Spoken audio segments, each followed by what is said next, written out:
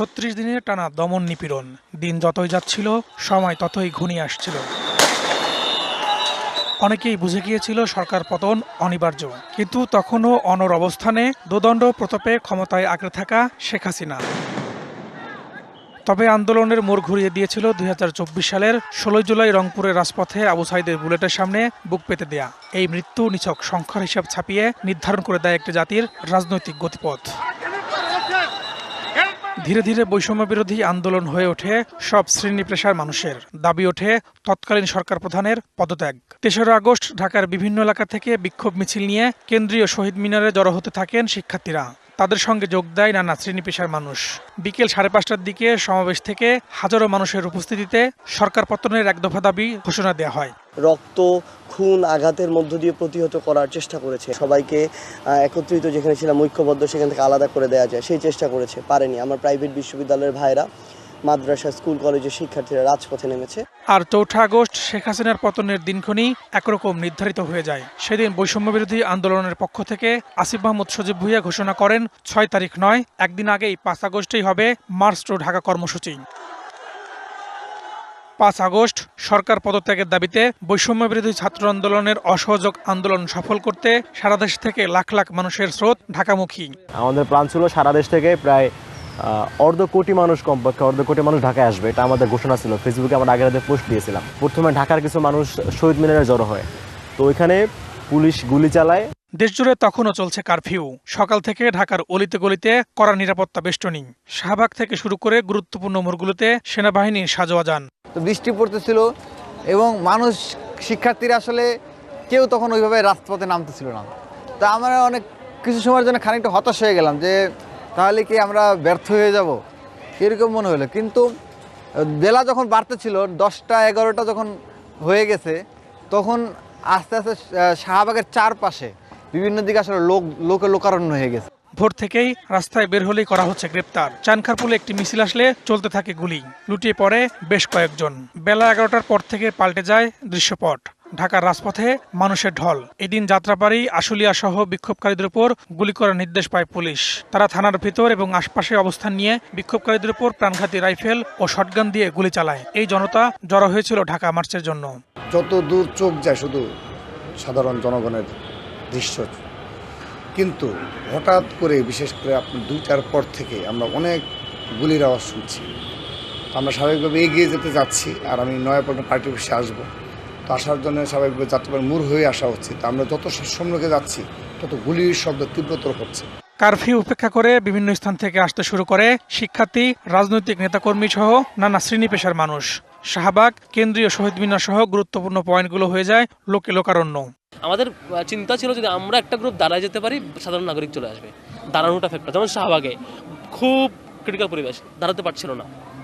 পরে যখন ছোট্ট একটা গ্রুপ মোটামুটি ইউনাইটেড হয়ে যখন একসাথে 4-5 থেকে মার্চ হয়, মানে শাহবাগ দাঁড়ায় গেল, তখন সাধারণ মানুষ শুদ্ধভাবে চলে আসছে। ছাত্রদের এই আন্দোলনকে নিজেদের আন্দোলন হিসেবে, নিজেদের অধিকার প্রতিষ্ঠার আদায়ের লক্ষ্যে, নিজেদের অধিকারের আন্দোলন হিসেবে তারা কিন্তু এটিকে রূপান্তরিত করেছে, এবং তারই প্রেক্ষিতে কিন্তু এই জুলাই আগস্টের 5 আগস্টের এই ঐতিহাসিক বিজয় অর্জন সম্ভব হয়েছে।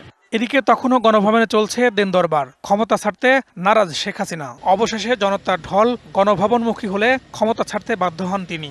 একটি সামরিক কার্গো বিমানে ভারতের উদ্দেশ্যে উড়াল দেন শেখ হাসিনা।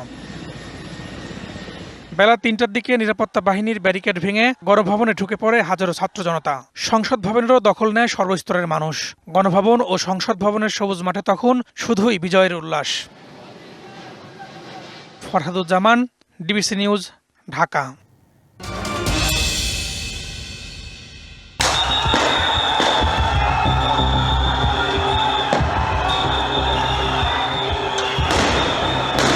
দিন আসে দিন যায়, কিন্তু কোনো কোনো দিনের উল্লেখযোগ্য ঘটনা কালক্রমে রূপ নেয় ইতিহাস। সেরকমই একটি দিন ৩৬ জুলাই, অর্থাৎ ৫ আগস্ট। শেখ হাসিনা পালানোর খবরে এক অভূতপূর্ব মুহূর্তের অবতারণা হয়। জহির রায়হানের আরেক ফাল্গুন উপন্যাসের বিপ্লবী সেই উক্তি, আরেক বসন্তে দ্বিগুণ হব, এ যেন তারই বাস্তব রূপ। বৈষম্য বিরোধী ছাত্র আন্দোলনের চূড়ান্ত কর্মসূচি মার্চ টু ঢাকা ছড়িয়ে পড়ে চারদিক।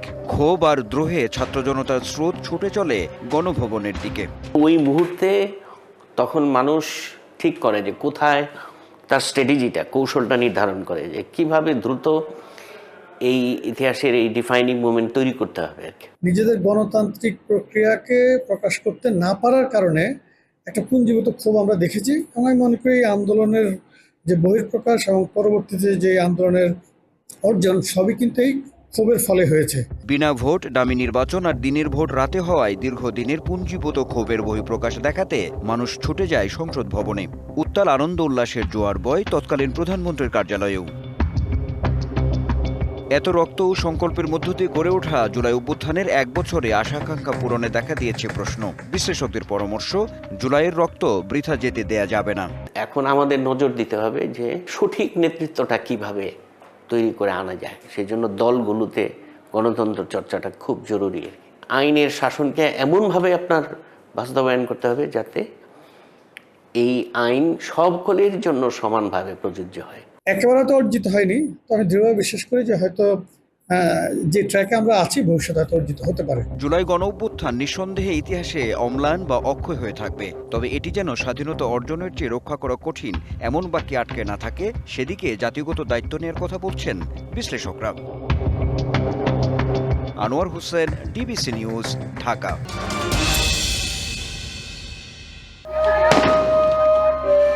বৈষম্য বিরোধী ছাত্র আন্দোলনের ইতিহাস গড়া 16 আগস্ট। পুলিশের টার্গেট কিলিংয়ের শিকার হয় বেগম রোকেয়া বিশ্ববিদ্যালয়ের শিক্ষার্থী আবু সাঈদ।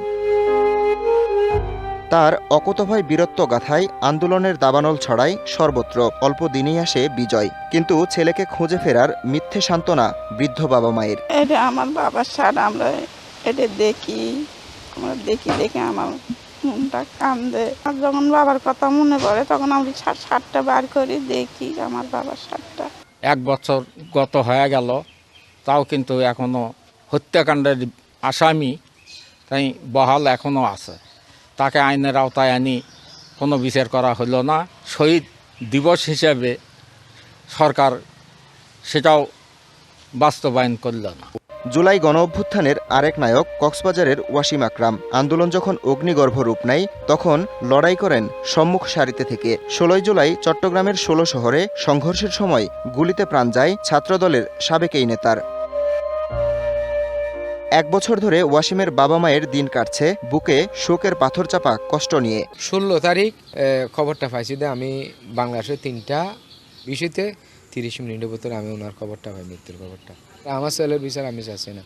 সব ছেলেদের, সব ছাত্র আন্দোলনের যতগুলা ছেলে মেয়ে মারা গেছে ওগুলো সব বিচার সমানভাবে হোক, আমি ওটাই চাই। 15 তারিখ রাতিয়া 9টা বাজে আনলে হতোই।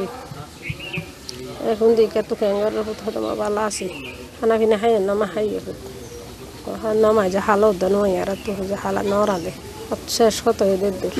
জুলাই গণ আন্দোলনের আলোকিত এক নাম মীর মাহফুজুর রহমান মুগ্ধ, যার নাম উঠলেই সবার চোখে ভাসে নিঃস্বার্থ এক আহ্বান, পানি লাগবে পানি।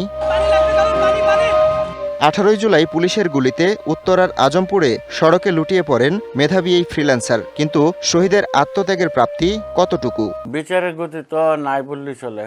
এভাবে যদি বিচারের দৃশ্যমান যদি কোনো কিছু না হয় তাহলে তো আমরা আসলে ফ্রাস্ট্রেশনে ভুগি। 1 বছর হয়ে যাবে, বিচারের কোনো একটা অগ্রগতি হবে না, সেটা তো কাম্য না। আসল ঘটনাটি বের করে নিয়ে আসে, সেটা আমরা নিজেরাই করেছি, কিন্তু এখন পর্যন্ত আমরা দেখতে পাই নাই যে মুগ্ধর রিলেটেড কাউকে আজ পর্যন্ত কোনো গ্রেফতার করা হয়েছে। সাভারের জুলাই হত্যাযজ্ঞ ছাড়িয়ে যায় নিষ্ঠুরতার সব মাত্রা। 18 জুলাই পাকিজা মোড়ে আন্দোলন করছিলেন এমআইএসটির শিক্ষার্থী ইয়ামিন, সেখানেই হন গুলিবিদ্ধ। পুলিশের এপিসি থেকে ইয়ামিনের গুলিবিদ্ধ দেহ ফেলে দেওয়ার দৃশ্য দাগ কাটে সবার হৃদয়ে। অপ্রিয় সত্যি হলেও বলবো, ওনার 1000 কোটি টাকার ট্যাক্স মাফ করে নিয়েছেন। উনি অলরেডি 6 মাসের দণ্ডিত আসামি ছিলেন, সেটা মাফ করে নিয়েছেন। উনি অনেকগুলো প্রতিষ্ঠানের পারমিশন নিয়েছেন আমাদের সন্তানদের রক্তের উপর দাঁড়িয়ে। এখন আমাদের মুখোমুখি হতে উনি ভয় পায় কেন? 10ম শ্রেণীর শিক্ষার্থী আনাস ছিলেন পলাশদীপ্তির দাম্পত্য জীবনের প্রথম ভালোবাসার ফুল। পুলিশের গুলিতে যা অকালেই ঝরে পড়ে 5ই আগস্ট বিজয়ের উষা লগ্নে রাজধানীর চানখারপুলে। সন্তান হারানো বাবা মায়ের অবুঝ মন এখনো অপেক্ষায় থাকে, কোনো স্বীকৃতি বা প্রাপ্তি যে শূন্যতা পূরণ করে না। এই আসামিদের বিচার কেন হয় না? অতি তাড়াতাড়ি তাদেরকে বিচারের ব্যবস্থা করতে হবে। এইভাবে কোর্টে আনবে নিবে এই নাটক বন্ধ করতে হবে। এই নাটক আমরা আর দেখতে চাই না। ভাই আমার ছেলের কাজ করে দিয়ে গেছে দেশের জন্য, কিন্তু একটা বাবা মা কখনো চায় না যে তার সন্তান শহীদ হয়ে আসুক আর সে গর্বিত হোক। হাজারো প্রাণের বিনিময়ে 5ই আগস্ট অবসান হয় এক দুঃশাসনের। তবে এভাবে আর কোনো মায়ের বুক যেন খালি না হয়, সেই পরিবেশ তৈরিতে রাজনীতিকদের এগিয়ে আসার তাগিদ শহীদ পরিবারের। Habibur Rahman, DBC news desk. 4 August বিকেলে বন্দরনগরী নিউ মার্কেট মোড়ে পাল্টাপাল্টি সমাবেশের ডাক দেয় বৈষম্য বিরোধী ছাত্র আন্দোলন ও আওয়ামী লীগ। ক্ষমতা ধরে রাখতে তখন মরণ কামড় দিতে মরিয়া হাসিনা সরকারের নেতাকর্মীরা। তবে দুপুরেই আওয়ামী লীগ নেতাকর্মীদের ঘেরাও করতে নিউ মার্কেট অভিমুখে যাত্রা শুরু করে ছাত্র জনতা। এই সময় তাদের উপর গুলি চালায় আওয়ামী লীগ, যুবলীগ ও ছাত্রলীগ কর্মীরা। সাউন্ড গ্রেনেড, টিয়ার শেল ছুড়ে ছত্রভঙ্গ করার চেষ্টা করে পুলিশ। যদিও শিক্ষার্থী ও সাধারণ জনতার প্রতিরোধে পিছু হটতে বাধ্য হয় পুলিশ ও আওয়ামী লীগ। এ সময় আন্দোলনকারীদের সাথে ঢাল হয়ে পাশে দাঁড়ায় সেনাবাহিনীও। শিক্ষার্থীদের সাথে নানাভাবে যোগ দেয় ফ্যাসিবাদ বিরোধী বিভিন্ন রাজনৈতিক দলের নেতারা। 5 আগস্ট এই পতিত স্বৈরাচার শেখ হাসিনা বাংলাদেশ থেকে পালিয়ে যেতে বাধ্য হয়েছিল। সুতরাং আজকে জুলাই বিপ্লবকে শুধুমাত্র কোনো ব্যক্তি গোষ্ঠীর বিজয় মনে করলে ভুল হবে। এটা সমগ্র জাতি ঐক্যবদ্ধ হয়েছিল এই ফেসিবাদ থেকে মুক্ত করে দেশকে একটি গণতান্ত্রিক ধারায় নিয়ে যাওয়ার জন্য। নিউ মার্কেট ছাড়াও লালখান বাজার, কাজীর দেউরি, বহদ্দারহাট, আন্দরকিল্লা পরিণত হয় রণক্ষেত্রে। দফায় দফায় আন্দোলনকারীদের উপর হামলা চলে তীব্রভাবে। ঘরে থাকতে পারে নাই লোকেরা, মানে অবর্ণনীয় জীবনযাপন, এগুলো আপনারা দেশবাসী সবাই জানেন। এই কারণে মানুষের যে ক্ষোভটা ছিল মানুষের দীর্ঘদিনের এই নির্যাতন নিষ্পেষণের প্রেক্ষিতে মানুষের মুক্তির যে আকাঙ্ক্ষাটা ছিল, এটার প্রতিফলন ঘটেছে জুলাইয়ের আন্দোলনে। 5 আগস্ট সকাল থেকেই অচল হয়ে পড়ে বন্দরনগরীর রাজপথ। মিছিলে, স্লোগানে উত্তাল নিউ মার্কেট, বহদ্দারহাট, মুরাদপুর এলাকা। দুপুরে শেখ হাসিনা সরকারের পতনের খবরে রাস্তায় নেমে আসে লাখ লাখ মানুষ। 4 তারিখ মূলত সব থেকে বেশি সাহসিকতার পরিচয় দিয়েছিল হচ্ছে ছাত্র জনতা, যার মধ্যে বিএনপি ছিল, জামাতের একটা সক্রিয় অংশগ্রহণ ছিল, ছাত্র শিবির ছিল, ছাত্রদল, যুবদল ছিল, আর অরাজনৈতিক অনেক মানুষজন ছিল। শিশু, কিশোর, যুবক, যুবতী সব বয়সী মানুষ বের করে আনন্দ মিছিল। বন্দরনগরী চট্টগ্রাম পরিণত হয় মিছিলের নগরীতে। সেদিনও নগরীর বিভিন্ন জায়গায় চলে গোলাগুলি, আহত হয় অনেকে। তবে যে প্রত্যাশা নিয়ে জুলাইয়ের গণ অভ্যুত্থান হয়েছিল, 1 বছর পর প্রাপ্তির জায়গাটাই রয়ে গেছে বিশাল ফারাক। এমনই অভিযোগ সাধারণ শিক্ষার্থীদের। আন্দোলন পরবর্তী সময়তে দেখা যায় যে এই যে প্রত্যাশা ছিল বৈষম্যহীন বা ন্যায় বিচারের বাংলাদেশ, সেটাতে কিছুটা ফাটা পড়েছে। জুলাই পরবর্তীতে আমরা যে আকাঙ্ক্ষা নিয়ে ইন্টারিমের প্রতি আমাদের একটা প্রত্যাশা ছিল এবং সময় দেওয়ার যে বিষয় ছিল, সেটা আসলে অতটা ভালোভাবে প্রতিফলিত হয়নি। জুলাই অভ্যুত্থানে চট্টগ্রামে শহীদ হন 16 জন, আহত হয়েছেন 1000-এর বেশি। Mujibul Haque, DBC news, Chittagong.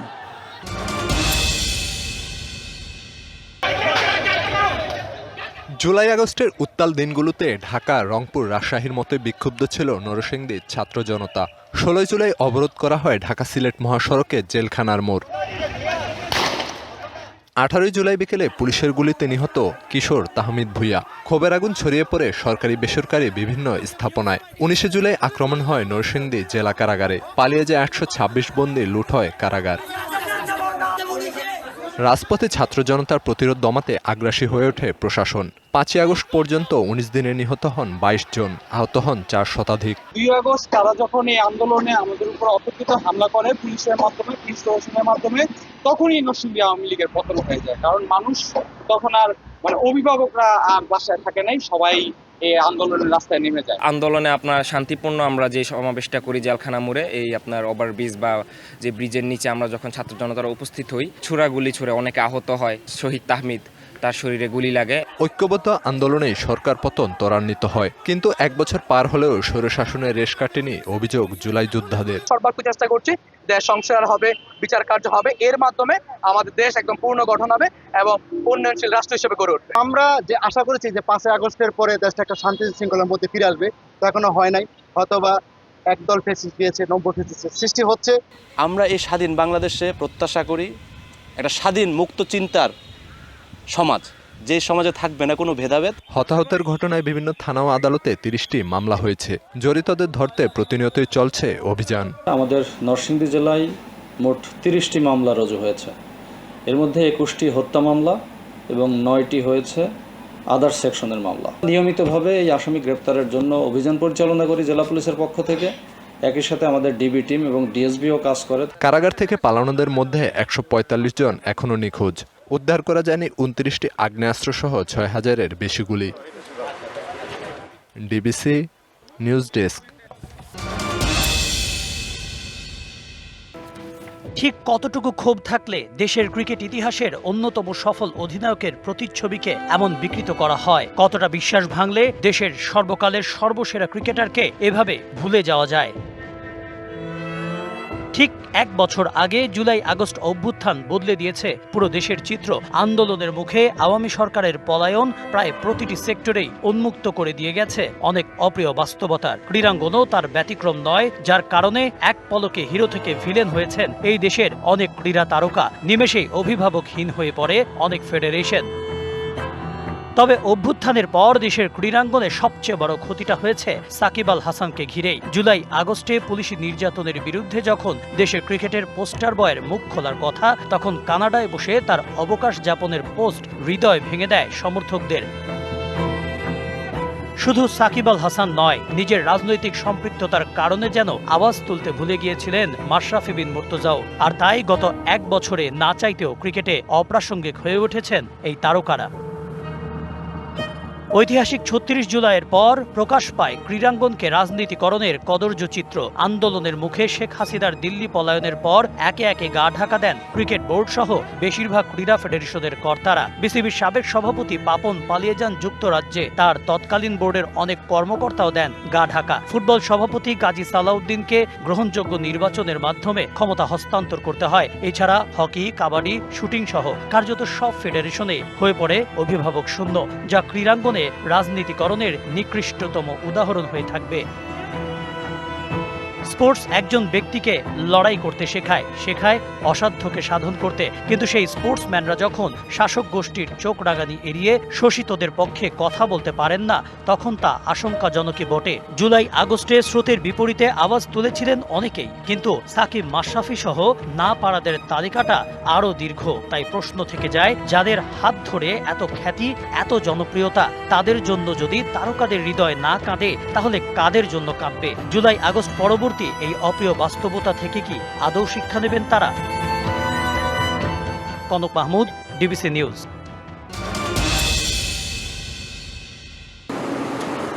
রবিবার গভীর রাতে তিস্তার পানি বিপদসীমার 5 সেন্টিমিটার ওপর দিয়ে প্রবাহিত হচ্ছিল। তবে সোমবার সকাল থেকে তা কমে বিপদসীমার 9 সেন্টিমিটার নিচ দিয়ে বয়ে যায়। পানি কমলেও তিস্তার বিভিন্ন স্থানে ভাঙন দেখা দেয়। স্থানীয়দের মাঝে দেখা দিয়েছে উদ্বেগ। নদীগর্ভে বিলীন হয়েছে জমি ও বসতভিটা। হুমকির মুখে আবাদি জমি ও অন্যান্য স্থাপনা। অনেক জায়গায় নিচু উদ্যোগে বালু ভর্তি বস্তা ফেলে ভাঙন ঠেকানোর চেষ্টা করছেন নদী পাড়ের বাসিন্দারা। লোকের চলাচল, যানবাহন, বাড়িঘরদোর সব তলে গেছে। গরু ছাগল নিয়ে খুবই করুণ অবস্থা। এই পানি যদি ঢোকে, এই পানি বাইরে দিয়েও খুব সমস্যা হয়। রান্নাঘরে পর্যন্ত পানি উঠে গেছে। এখন কিভাবে আমরা ভাত রান্না করবো, খাবো, সেটাও বুদ্ধি পাচ্ছি না। এদিকে লালমনিরহাটের 5টি উপজেলার নিচু এলাকাগুলোতে পানি ঢুকে পড়ায় পানিবন্দী প্রায় 5000 মানুষ। বন্ধ করে দেওয়া হয়েছে বেশ কিছু শিক্ষা প্রতিষ্ঠান ও কমিউনিটি ক্লিনিক। আজকে স্কুল আসে নাই, এখন বন্যার সালে আরো 3-4 দিন আসবে না। আমাদের স্কুল পানি উঠছে, আমি পড়ালেখা করতে পারবো না। সাপ কামড়া খুব ভয় লাগে, তারপরে স্কুল যেতে ভয় লাগে, ভালো লাগতেছে না। স্কুলও বন্ধ, আজকে স্কুল যেতে পারছি না, ম্যাডামরা আসতে পারেনি। এরই মধ্যে স্থানীয়দের অভিযোগ, ইন্ট্রাকো সোলার পাওয়ার কোম্পানির সৌর বিদ্যুৎ কেন্দ্র স্থাপনের কারণে বাধাগ্রস্ত হচ্ছে নদীর গতিপথ। এর ফলে দেখা দিয়েছে জলাবদ্ধতা ও উজানে ভাঙন। এটি প্রাকৃতিক ভাঙন নয়, এটি একটা কৃত্রিম ভাঙন। এই কোম্পানিটি গড়ে এটা সুযোগ করে দেওয়ার জন্য আজকে আমাদের এই দুর্দশা। নামমাত্র কিছু জিও ব্যাগ ফেলা হলেও তা খুব একটা কাজে আসছে না। তবে অভিযোগ অস্বীকার করেছে পানি উন্নয়ন বোর্ড। এখন যে অ্যালার্মিং তথ্য থাকে, তো এর মাধ্যমে আমাদের জেলা প্রশাসন, উপজেলা প্রশাসন সবাইকে ফোনে বলেন, হোয়াটসঅ্যাপে আমরা অবহিত করি। এরপরে সেই প্রশাসনের মাধ্যমেই বিভিন্ন চেয়ারম্যান, মেম্বার তাদের মাধ্যমে ছড়িয়ে দেওয়া হয়। এছাড়াও আমাদের যে সেকশন অফিসাররা আছে, ওনারাও যাকে যেভাবে চেনেন ওইভাবে তথ্য সামন্ত প্রেরণ করা হয়ে থাকে। এমন পরিস্থিতিতে দ্রুত তিস্তা মহাপরিকল্পনা বাস্তবায়ন সহ 2 তীরে বাঁধ নির্মাণের দাবি স্থানীয়দের। DBC news desk.